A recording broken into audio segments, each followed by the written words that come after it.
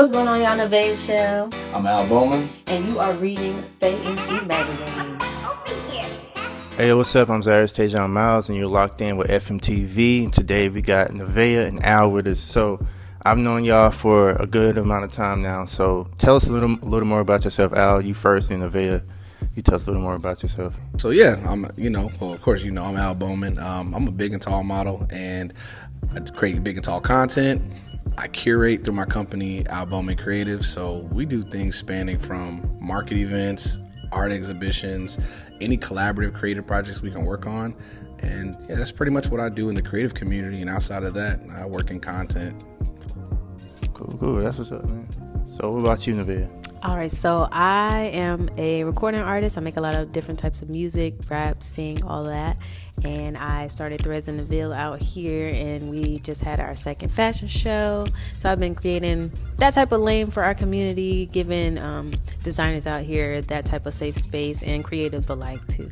Cool. So that's fire. Both of y'all do fire things in Fayetteville. Just wanted to bring y'all in here to talk to y'all on FMtv to get a little more background of what both of you guys do. So Nevaeh, you've been making waves with Threads in the Ville and are shining a huge light on the fashion scene in FAYNC through your fashion shows. Tell us why it's important to you to highlight the fashion culture here in FAYNC. So it's important to me because I began modeling back in 2022, and my first shows initially were all over the place, in Greensboro, Stanford, things like that.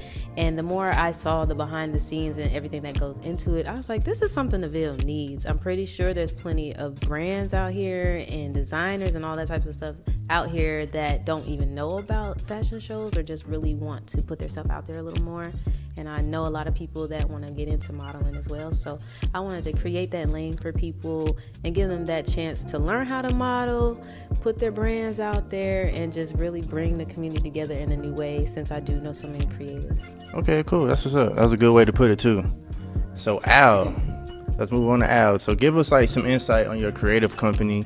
How would you describe it as far as it as a whole, and how does it play a part in forward? So Al Bowman Creative Company is like a community.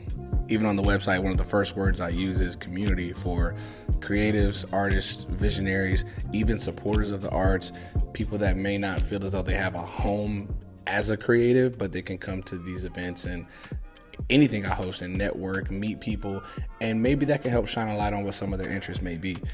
So specifically what's been going on more recently is I just opened up an exhibit called Smile Bro, a visual conversation on healing and joy, which focuses on Black Boy Joy men's mental health. Also, I host a market called Dope Pop-Up Market, and it stands for Don't Overthink, Patronize Entrepreneurs. So that's another way that we tap into the community. Everything's basically community based.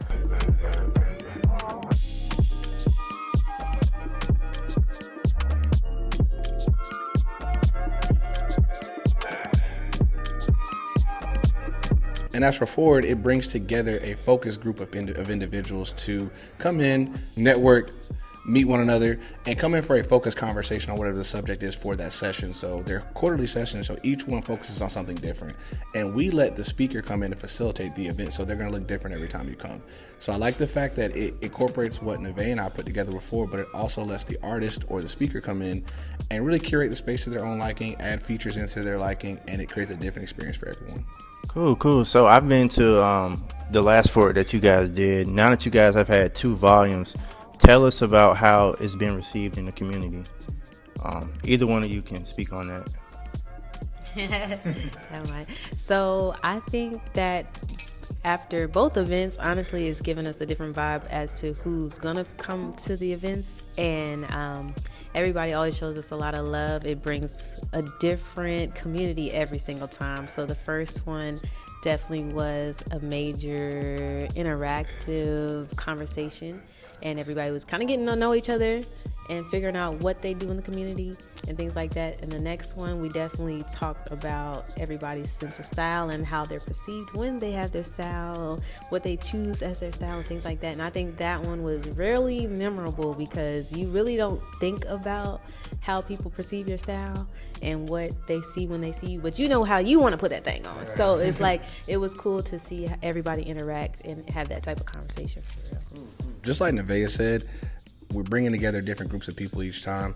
And another facet of it is giving these creatives, these artists, these people in the community the opportunity to facilitate, which is something that they may or may not have done, and it also aids in their artist development.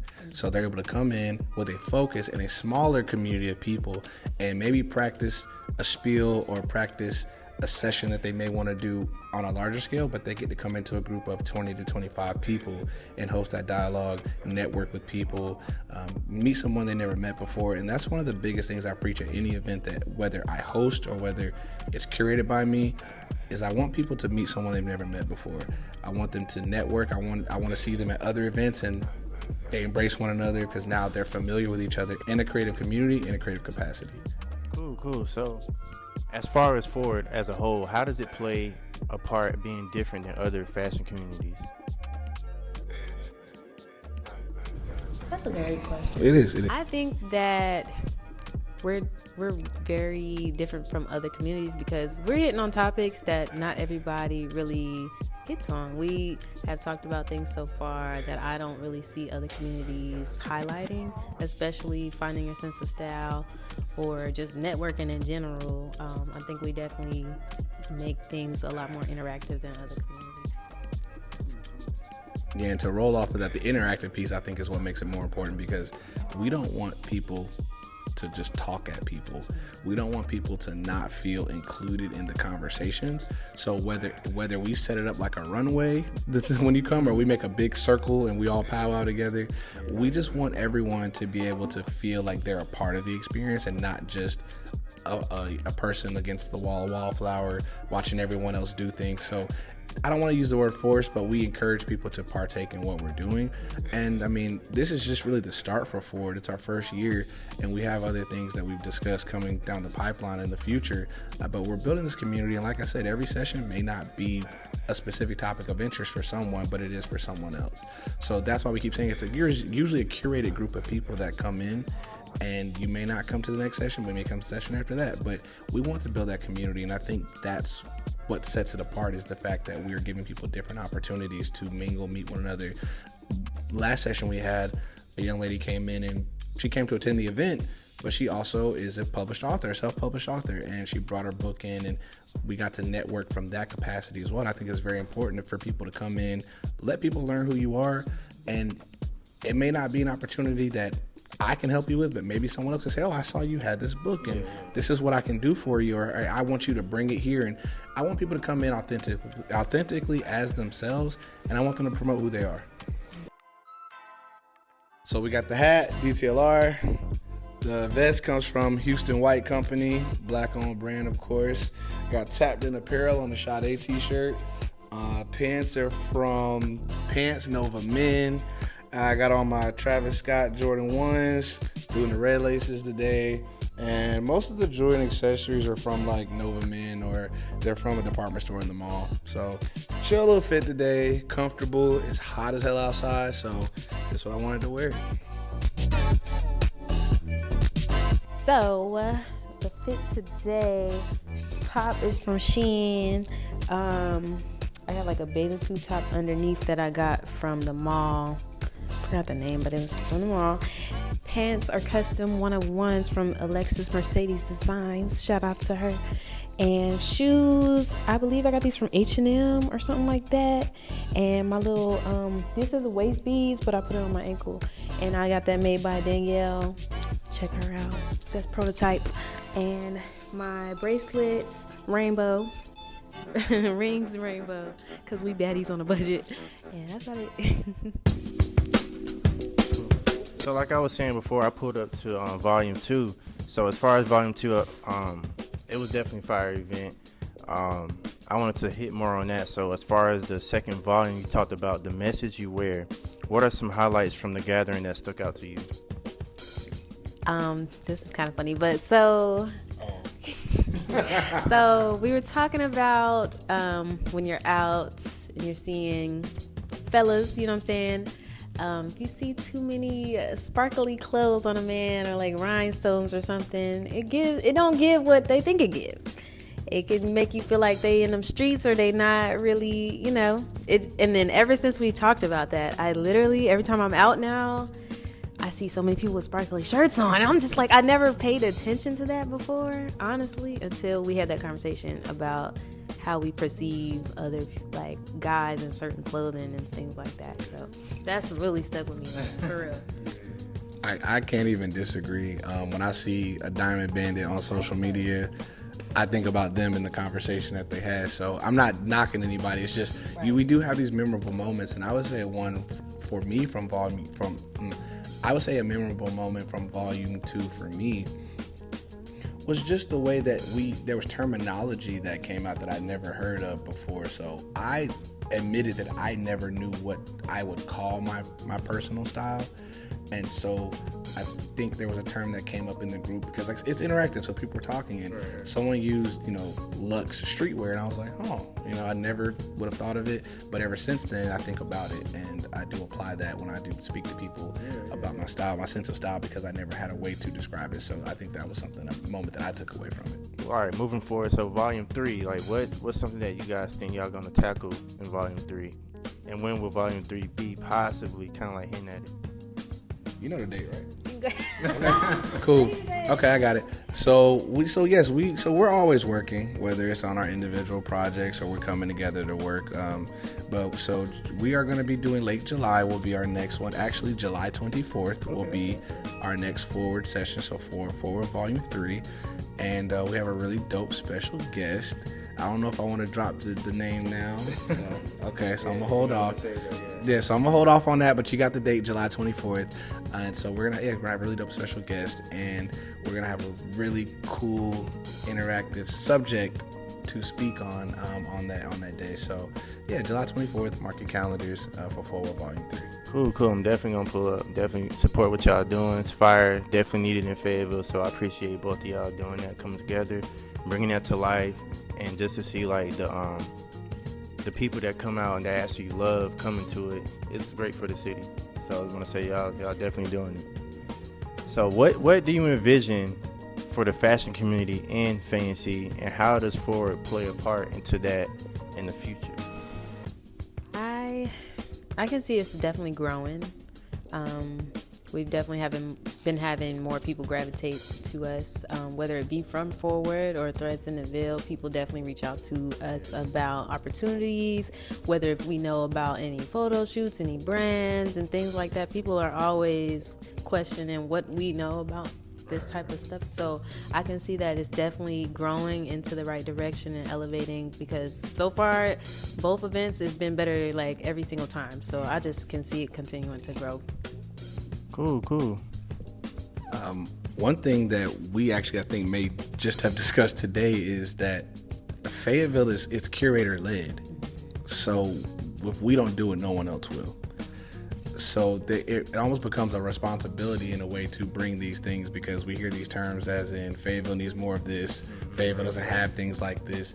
And so as long as we can create these spaces, we're going to keep doing so. But in terms of Forward specifically, we want it to grow. Like Nevaeh said, we want to be able to, maybe outgrow the space that we're currently hosting it in, but we want it to still feel like community. So maybe there's going to be more workshops. Maybe there'll be more opportunities to collaborate and network outside of the Forward events, but we want the base to be these sessions that we're hosting quarterly for people to come in, gain knowledge, and potentially see who they can meet and how they can work together. So it's not just Nevaeh and I coming together, but now people that come to our events are coming together and doing their own. We don't want to just be the only people doing events here and others as well, but like we want to see people grow from these experiences. We want their network to grow, and we want them to be able to come to us and say, hey, we met at Forward and now we're doing something together. Because Fayetteville is a curator-led city where people have to come together, put events together, work with people and make them the best, of course, they can be, because people think there's nothing going on here. So with that being said, we that's what we want. We want to see more come from the city. We want to see more poured into the city as well. Okay, yeah, that was definitely put in the best terms. I like the way that you said that. Definitely. So that was the last question. Y'all did good. Y'all can rest now. But yeah, definitely appreciate both of y'all pulling up to do this interview. Definitely an interview that's long overdue. Both of you guys sitting here talking about the thing that you do and what you bring to Fayetteville. And yeah, like we always say in FAYNC, peace. Peace. This is what I wanted to wear today. So, you know, I got this little random like vest thingy. I don't know, I just liked it. It was on clearance. So I'm always shopping on a budget. I got this shirt from Jordan Craig. I am a brand ambassador and an influencer for that company.